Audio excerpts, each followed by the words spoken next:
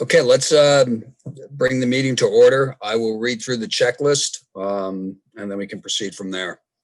As chair of the Sanborn Regional School Board's Finance Subcommittee, I find that due to the state of the emergency declared by the governor as a result of the COVID-19 pandemic, and in accordance with the governor's emergency order number 12, pursuant to Executive Order 2020-04, this public body is authorized to meet electronically. Please note that there is no physical location to observe and listen contemporaneously to this meeting, which is pursuant to the governor's emergency order.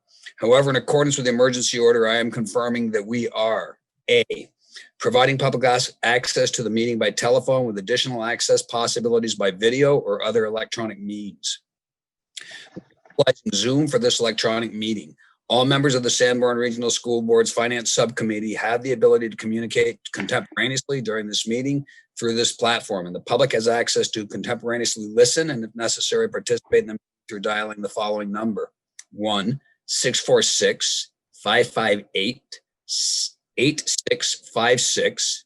The meeting ID is 933-4071-5882, or by clicking on the following website address, which is a YouTube address, www.youtube.com/C/SRSD meeting videos.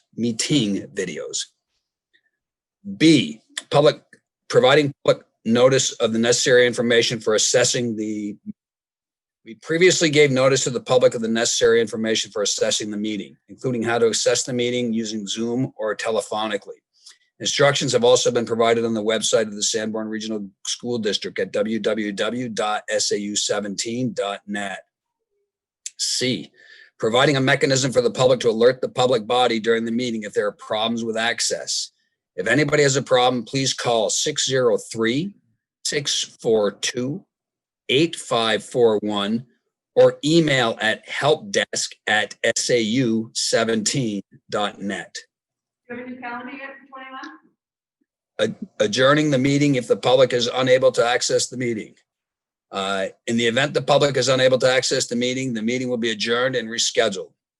Please note that all votes that are taken during the meeting shall be done by roll call vote. Let's start the meeting by taking roll call attendance when each member states their presence. Please also state whether there is anyone in the room with you during this meeting, which is required under the right to know law. So I will start. Jamie Fitzpatrick. I am at home in my office and I am alone. Jim? Yeah, Jim Baker. I'm in my home in a room alone. Pete? Yeah, I'm Pete Broderick. I'm in my room and I'm home alone. Matt? Matt Angel. I'm in my office at the SAU and I'm alone. Tom? I'm Ambrose, Superintendent of Schools. I'm at the SAU office alone. Okay, thank you. Why don't we start with a pledge of allegiance? I pledge allegiance to the flag of of the United States of America and to the republic for which it stands, one nation, under God, indivisible, with liberty and justice for all. Thank you. Now let me grab the agenda. So did everybody have a chance to look at the minutes to the meeting? Yes. Yep. Can I have a motion on the minutes, please? Move to approve the minutes. Second. Any discussion? I'm all set. Being none, let's do the roll call vote. Jim? Yes. Pete? Yes. And I for me, so unanimous. New business, there's some budget adjustments. Matt, do you want to step us through the budget adjustments? Sure. And before I do that, I'm going to try to get my shared screen going here. I want to make sure that everyone had access to the drive, because we found out, Jamie pointed out that you didn't have access to the drive to review the information before the meeting, and hopefully that's all fixed. So if it's not fixed, let me know. I was able to get into it anyway. Okay, so what I have are three budget adjustments. The first one is one that you guys that's been in the drive for a while now. I got two more this morning, and I want to make that the committee's choice as to whether they want to review and approve the other two. Okay, so the first one is up on the screen here, And it's for, basically, this is just to reclassify occupational therapy and physical therapy services for a Bakey student that were higher than expected. And it's for $44,629.92. Okay. So discussion point from the that we had previously, and Tammy brought up the point of order about the limits, and it's on adjustments to the budget. We can recommend to the school board that they approve this, but this is outside of the limits that had been established. So we would have to recommend approves it and then bring it to the school board. I think what it is let's see, can you see that? Yeah, I remember it a little differently. The Yeah. policy allows us to make budget adjustments. They have to go through us on over 10,000. As far as spending money, that's the thing what Tammy was approving expenditures. That's what Tammy was talking about. Is that correct? That's correct. Correct. But when I looked at it, there's a limit to what we can do for budget adjustments, as I recall. Right, more than 10,000 has to go to the board. Right, and these are this is okay. 44,000. Wait a minute. Right. I just got the policy up here. All line item transfers of $10,000 or more shall have the approval of the Finance Committee, a subcommittee of the school board, and be reported to the full school board. Any transfers which reclassify or reallocate funds budgeted for special education for uses other than special education must be approved by the school board. Okay. So in this particular case, this is a line item transfer within side of special education, and it's greater than $10,000. So I read the policy as being within the purview of this committee to make the transfer. Yeah, we have to report it to the board. I guess it's saying that line, if it's all item transfer of $10,000 or more shall have the approval of the Finance Committee and be reported to the full board. So we'll have to report to the board today, but that's fine. Okay. Any discussions on this? I move to approve. Could you put that total number back up, Matt? Yeah. Sorry, I'm being slow right now. This one. It is $44,629.92.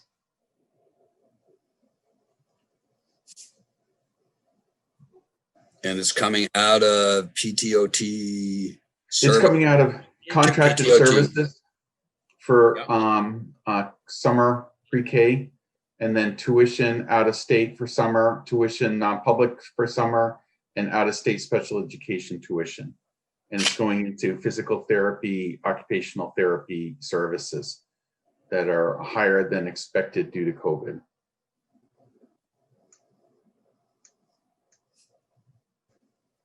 Okay. Do I have a second for that?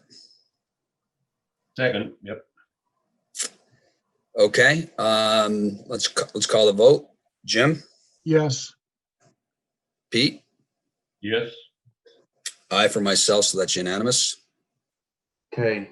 Now I have two others that came today, and this is the first one. And it's really up to the committee's discretion. I want to leave it up to the committee's discretion whether to approve it right now, or they can approve it the next regular meeting. And I got to bring it up to my screen. Normally what I like to try to do is give the committee members enough time to review the information before they actually approve it. Unfortunately, we had some IEPs that were approved earlier this morning, and I got these around noontime.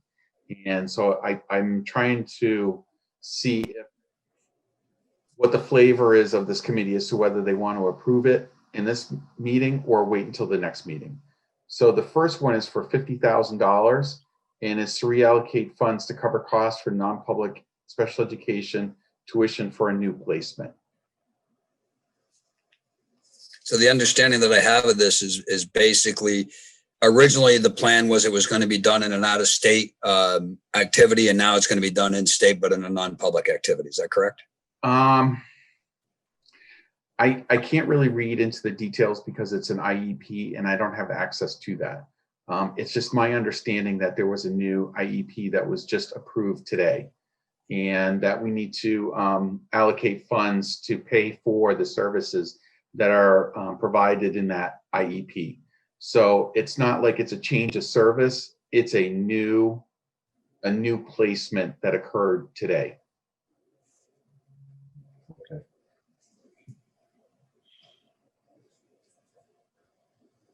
Jim, Pete, your thoughts on taking this now or waiting until next week or next month rather? Get it over Are we with. going to I have mean, any more information between now and then? Well, if you have any questions, I can certainly raise them and answer them as best I can. Well, am I correct? The placement took place today? The IEP, the individual education plan, was approved today. Or, Okay, so it's- well, not approved, but created by the team.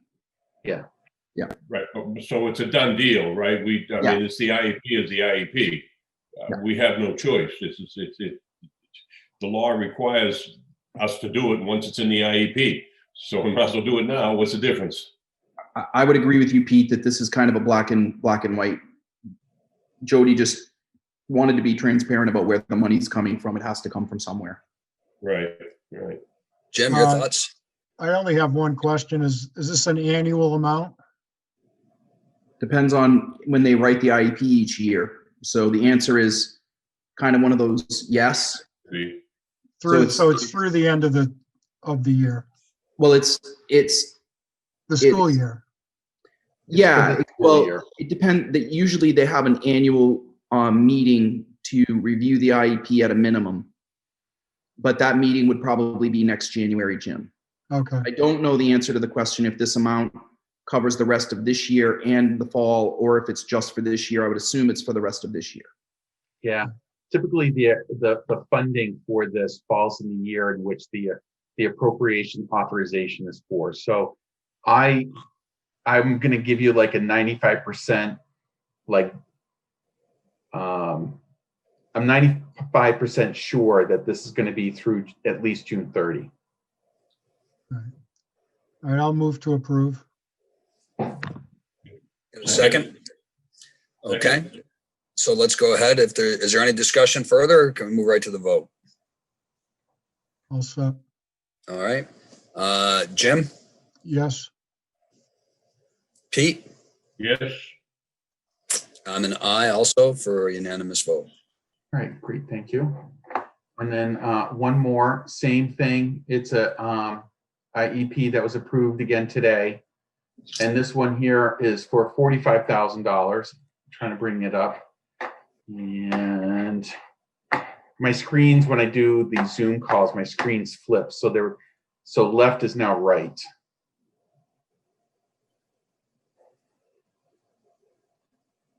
All right, so do you see the one for $45,000? And this to reallocate funds to cover contracted services for maternity leave and additional speech services. So it looks like we have to hire an outside consultant to cover for a maternity leave. Matt, both items have the same identification, same. What you'll see is they're taking money out of the middle school and they're putting it into Bakey. Okay, but for the same services, it looks like, just in two different schools. Yes. Okay. Makes sense.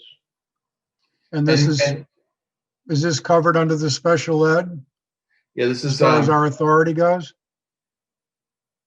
okay. For your authority, again, it's over $10,000, and you can move it between line items. You just can't take it out of special education and use it for another purpose. In this particular case, it is this is a service that's within inside of special education, and it stays within inside of special education. So I feel that it's within your authority to make this movement, but you have to report it to the school board. Okay. Yeah, I plan to do that tonight, Jim. Okay. All right, I'll move to approve. Okay. Okay, approved and, motion made and seconded, call for a vote. Jim, Yes, Pete, Yes, aye for me. So that's unanimous on that one also. Right, great, thank you very much. And then the next one, Matt, was a revolving trust balance, and this is through only November, if I'm not mistaken. Yeah, that's correct. The December statements haven't come in yet, so I can't give any information on that. So, and I'm trying to bring it up to the screen. And I'll try to go through this very quickly. The Special Education Expendable Trust Fund has a year-to-date balance of $241,164.62. The Capital Improvement and Maintenance Capital Reserve Fund has an ending balance of $223,027.65. And this is as of the end of November, by the way. The Unanticipated Educational Expenses Capital Reserve Fund has an ending balance of $150,193.44. And the Facility Use Revolving Fund has an ending balance of $182,387.81. The combined value of all the different reserve funds for this particular report is $796,773.52. Okay. I do want to point out to this particular committee, we have a couple of expenditures, unanticipated expenditures that, incidences that occurred in this past month. We lost a boiler at Bakey, and we also had some, we lost a freezer at Bakey. We're repairing the freezer. It's going to cost about $2,000. But when I looked up I called the manufacturer for the equipment that's in the freezer, and they had to go into archives to find out how old it is. And so the freezer is about 30 years old. So if there's going to be any future withdrawals for funds for replacing of any of this equipment, I'm going to ask for it to come out of the Capital Improvement and Maintenance Capital Reserve Fund. Okay. have you gotten a quote, Matt, on the boiler?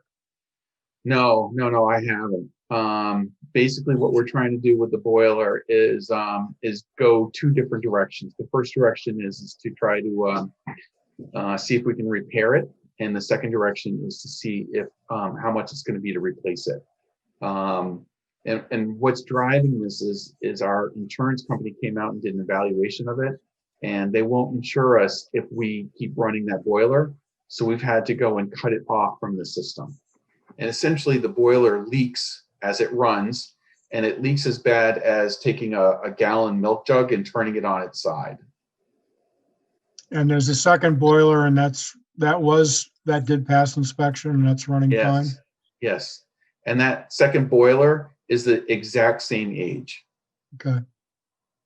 And this is going to come to the facilities meeting next week, or I guess it's the following week. Yes. Thank you.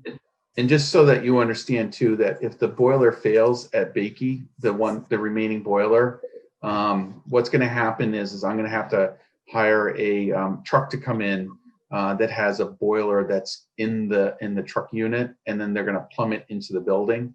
And so basically, I'm going to rent a boiler from a tractor trailer until it either gets repaired or replaced. So there's a contingency plan in place in case it fails.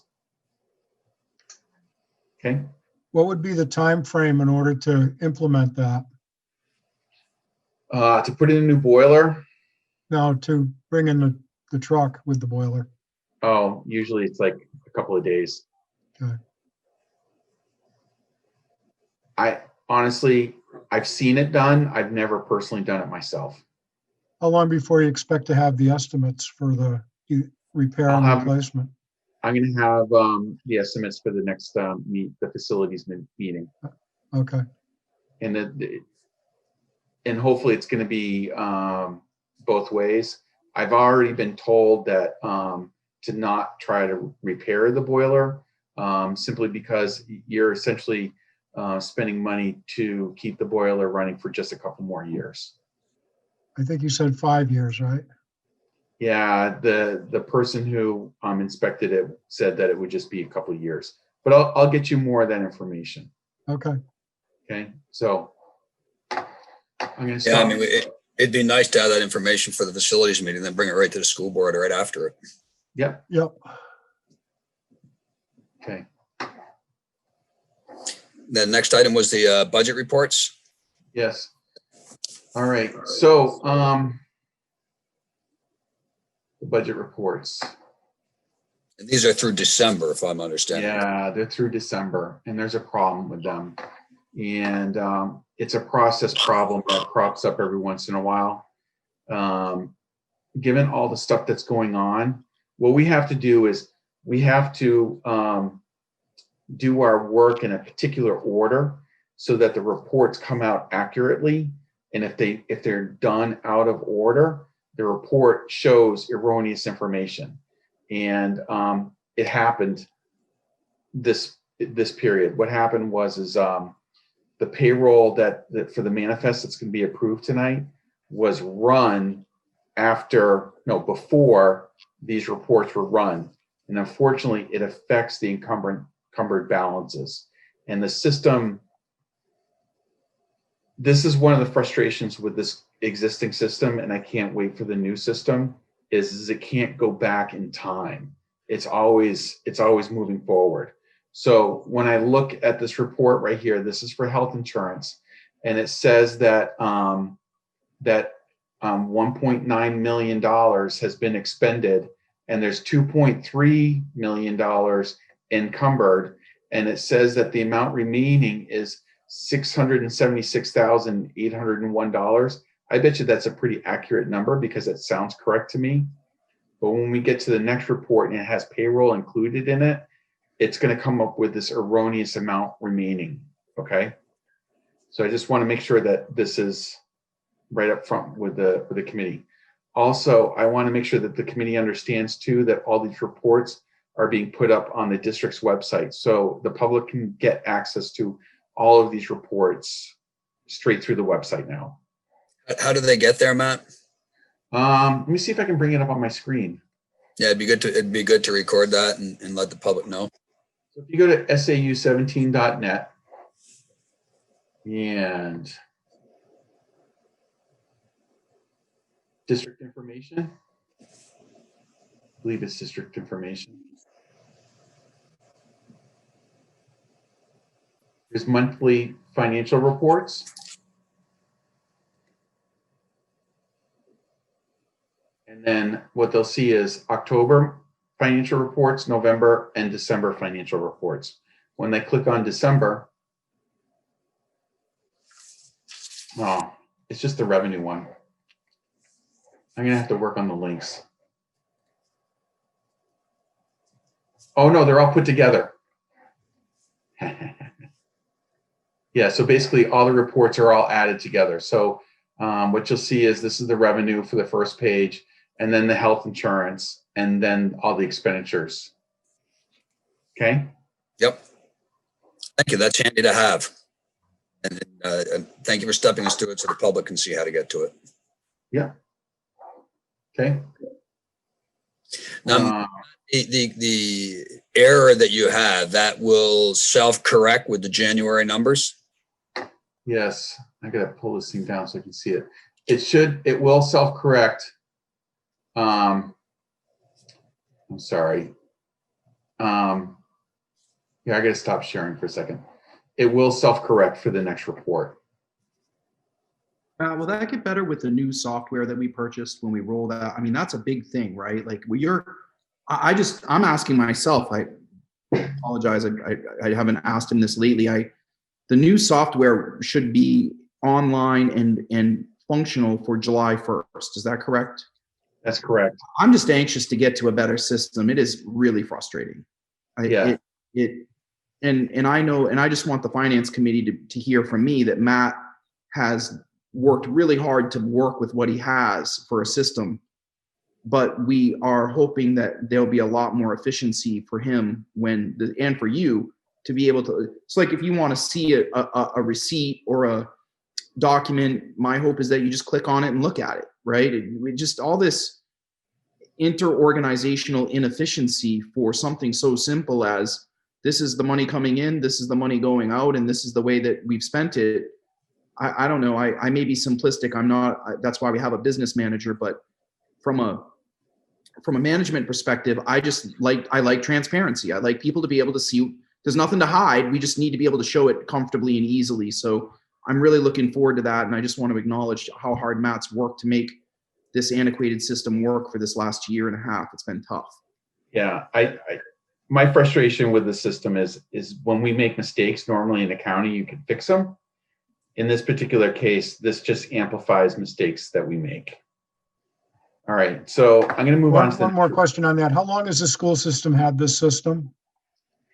The system, I can pull up data all the way back to fiscal year 2001.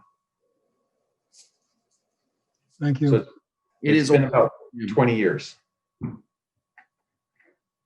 And it's weird because right now the company doesn't even have support for the system anymore. So it's going to be great. We are staying with the same company, just moving to a modern version of their software.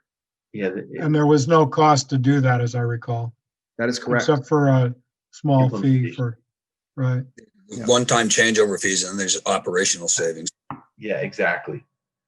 All right. So this one here is the one that gets affected the most. And it's showing expended of $13,897,750 and encumbered of $13,880,154 with an amount remaining of $2,478,728.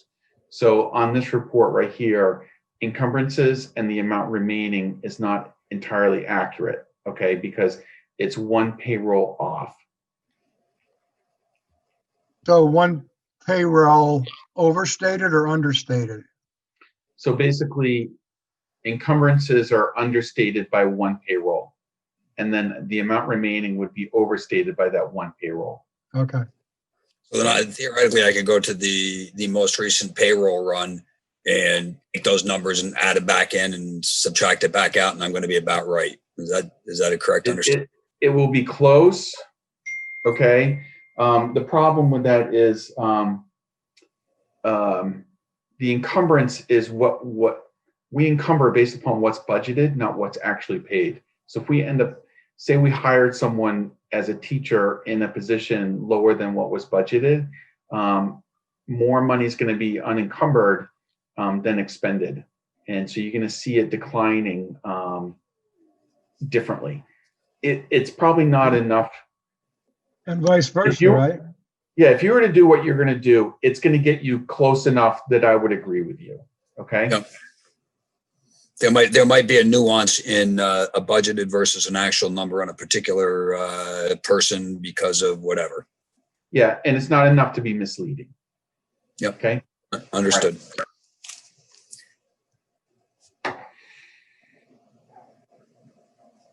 All right. This revenues. I'm loading that up. I do like doing this on Zoom, except my screens are backwards.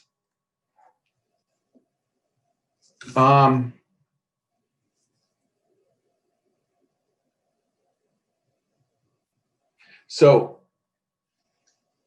what we're recording for monthly revenues right now, this is more on an accrual basis where we're recording $30,732,219 with an amount remaining to be collected of $4,536,616. Okay.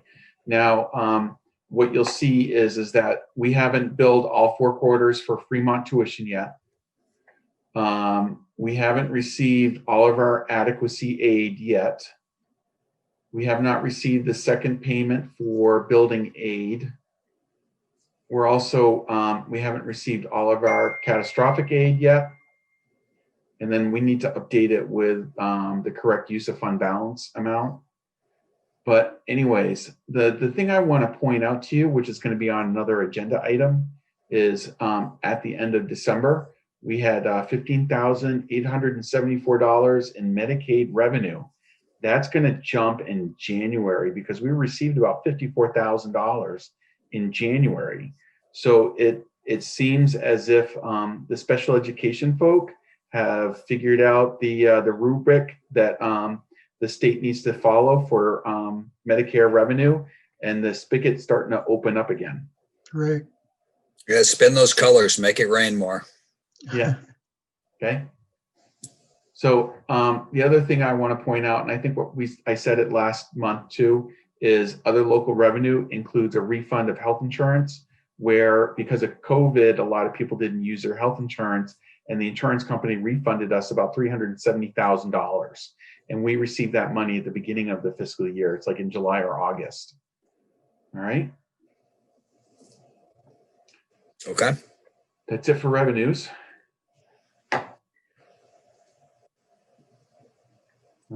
Did I put in a new report? I did not put in a new report for, I'm going back to the agenda here. Here, let me put the agenda up on my screen here. I did not update the report for Medicare, but I do want to point out that $54,000 came in January. Huge improvement. The staff at the special education department, Denise Harrington, has been spending a lot of effort in making sure that we're collecting the information and billing it to make Medicare happy. Okay, so kudos to special education team and Denise Harrington. Yeah, and thank you. I mean, in 1 month, they got 3 times what we have year to date. Oh, yeah. I haven't been able to jump on some of the other items because there's a lot going on. But the other thing is we're going to be having a public hearing tonight for the special education grant. I'm sorry, the COVID CARES grant. Oh, I didn't link the right thing. Let me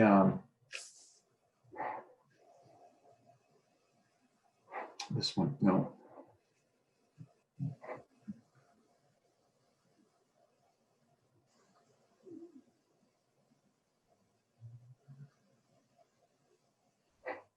I can't see it. Yeah, I don't I see have it. transition lenses on my glasses and it's very difficult for me to see things. All right, well, anyways, we received $260,000 of CARES Act funds a few months ago. All right, what happened was I had a whole package for you guys. What happened was we were given the opportunity to apply for a $10 million reserve pool, and it was a competitive grant amongst all the other school districts in the state. What I found out is after the award is that a few number of schools applied for the grant. In the grant application, we spent about I can pull up the application. Is this the one, Matt, that you had applied for $459,000 on? Yes. And we received, it's in the public hearing tonight. We received, I think, $309,000. And that's on top of the 260 you just mentioned for the CARES Act funds? Yes, exactly. So,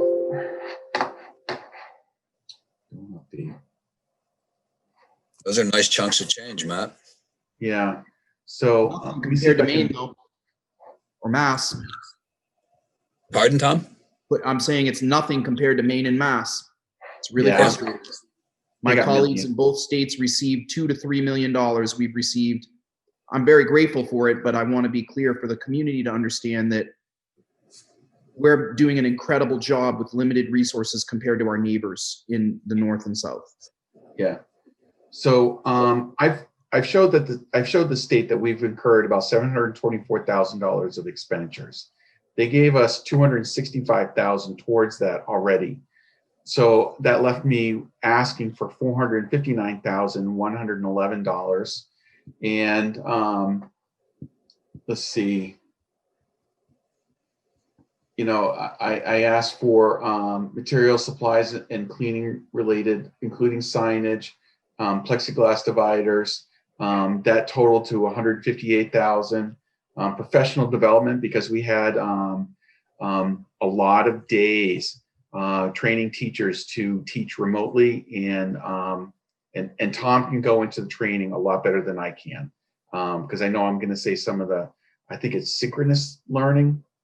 For $352,000, and then technology costs, which are we purchased a whole bunch of laptops for teachers and Chromebooks for students at $214,000, and the total was $724,000. So it was a competitive grant, so we didn't get the full $459,000. We received.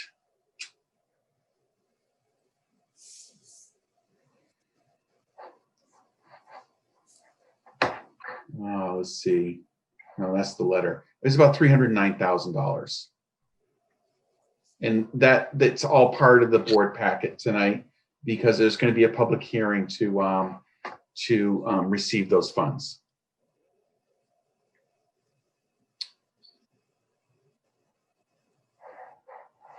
Trying to go back to Jim? Yeah, I want to congratulate Matt on bringing in all that money, because when it was first discussed, given that it was a competitive situation with all the other schools in New Hampshire, we weren't anticipating getting anywhere near this much money. So good job. That's correct. I think that Matt's thought process was he might get pennies or dimes, but on the dollar, but not the amount of money, not the amount of percent that this looks to be. And also, if we could go back for just a moment on the budget reports, Matt, when you said the insurance refund for about $376,000 was June and July, does that get credited to our current fiscal year? It's brought in as there's a technicality in the revenue side of it. What it is, it's a return of a prior year appropriation. Okay, we can't record that revenue against as a refund to the expenditure, because it's a prior year appropriation.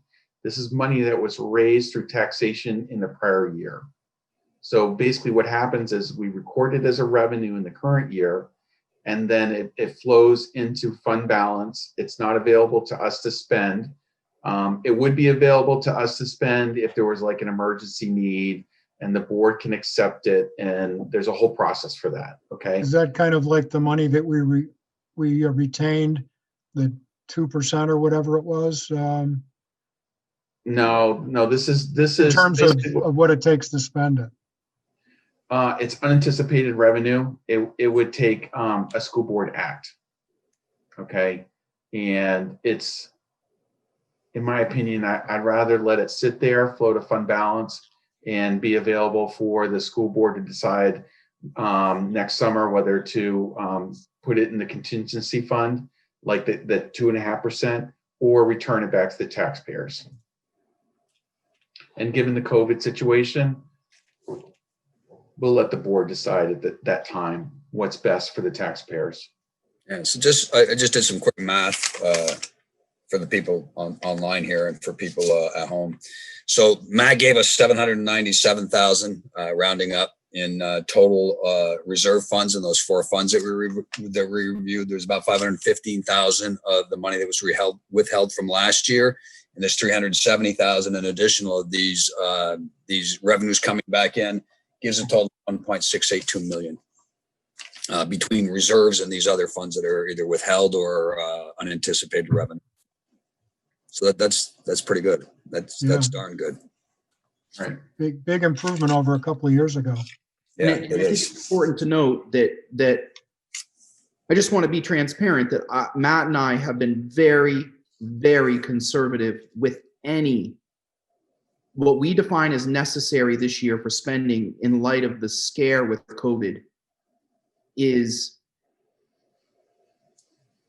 strict to the point where it feels a little bit uncomfortable for me sometimes when teachers say, we need X, Y, and Z to teach. And we're like, well, can we do X, A, B, and C instead?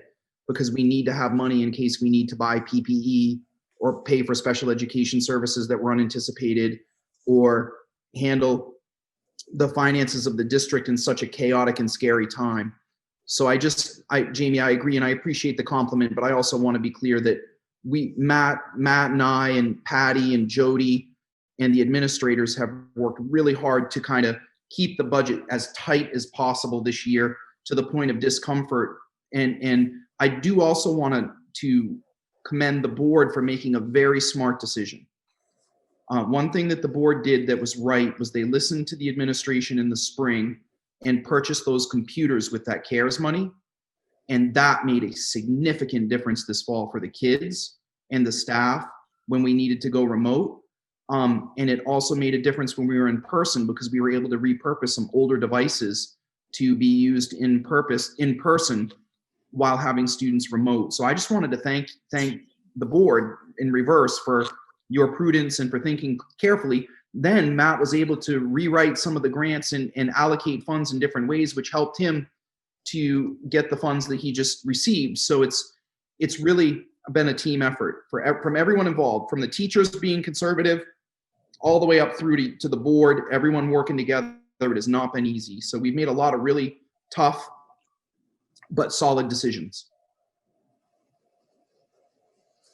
Okay.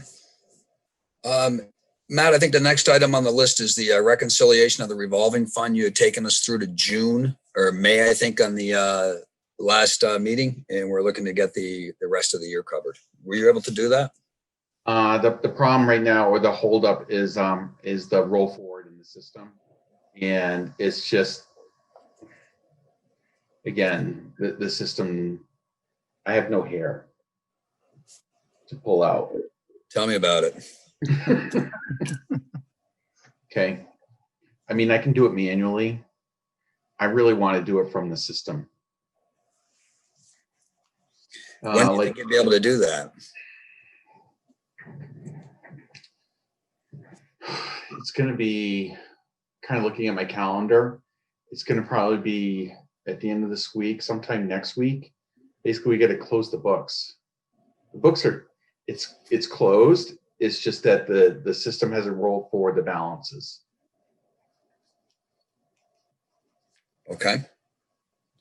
The new system, the beginning balances just change automatically. So then we would expect to see that at the February meeting. So we'll put that back into the February agenda. Yeah.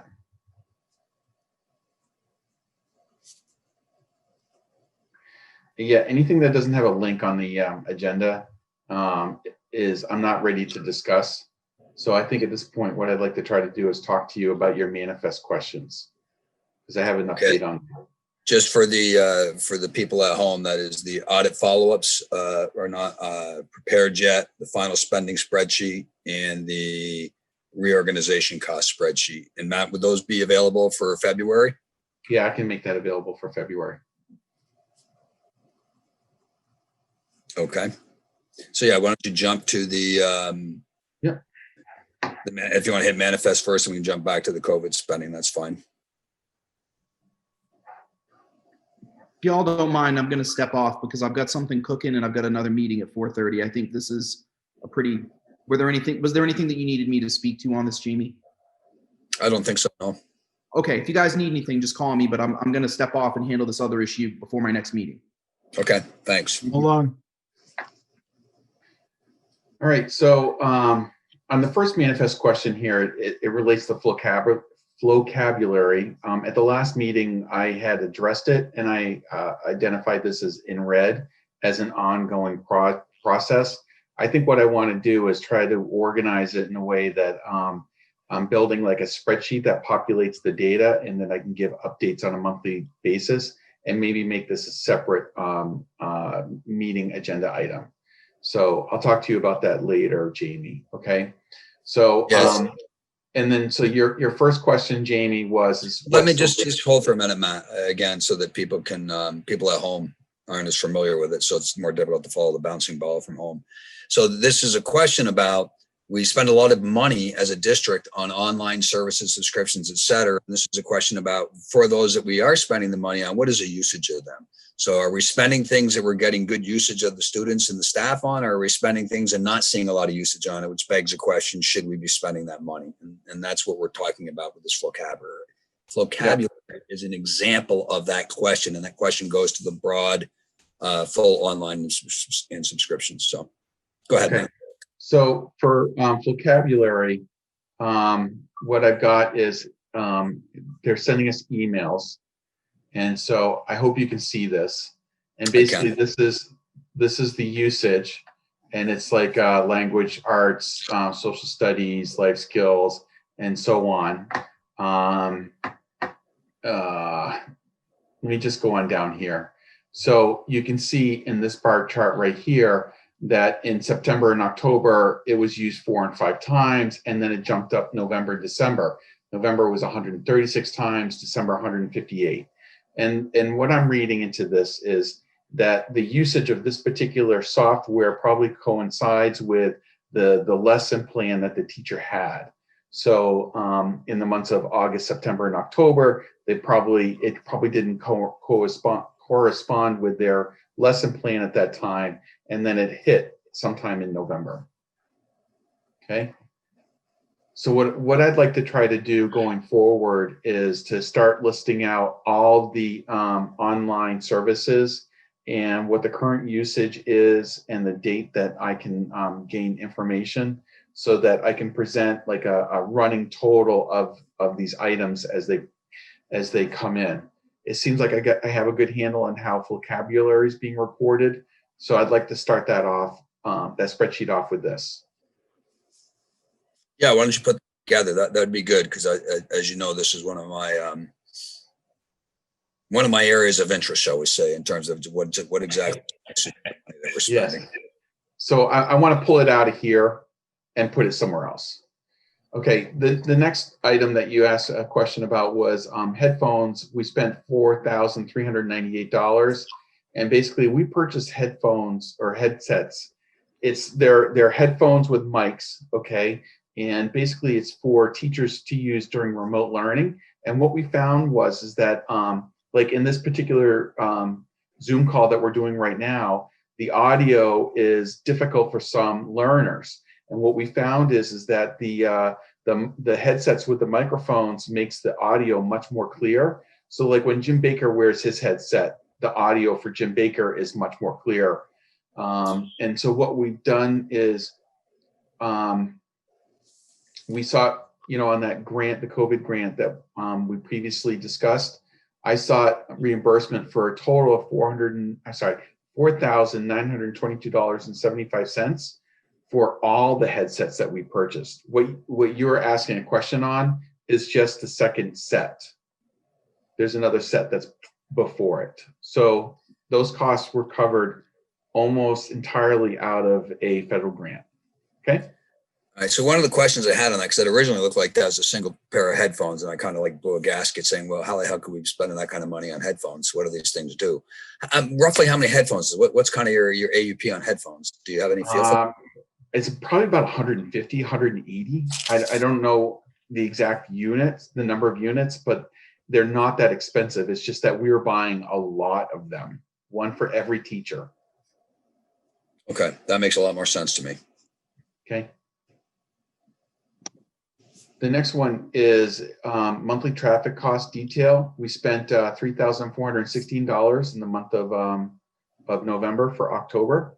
And basically what happened is when we went back to in-person learning, most of the parents were bringing their children to school with their cars, and they created a backup out onto Route 125. The town and the state asked us to provide traffic control to smooth the process of parents through the schools in Kingston. And so we brought in the Kingston police to provide that control, and they were providing morning and afternoon duty for the for helping the traffic flow. And as time goes on, the parents have been learning what the process is, and the Kingston Police have been backing off in the need for traffic control. Okay. Now you're going to find that there are going to be some more invoices coming in from the Kingston Police for this particular purpose, but that those invoices are going to start to decline. The amount is going to start to decline. Okay. So you do not expect an ongoing $3,500 a month throughout the school year going into May and June? It may last through May and June. It really depends upon how difficult the traffic has been. I've heard that it's heavy, but it's now starting to get manageable. We may have to go and train some of our own staff to become certified traffic flaggers. Unfortunately, that school is not open because of COVID. So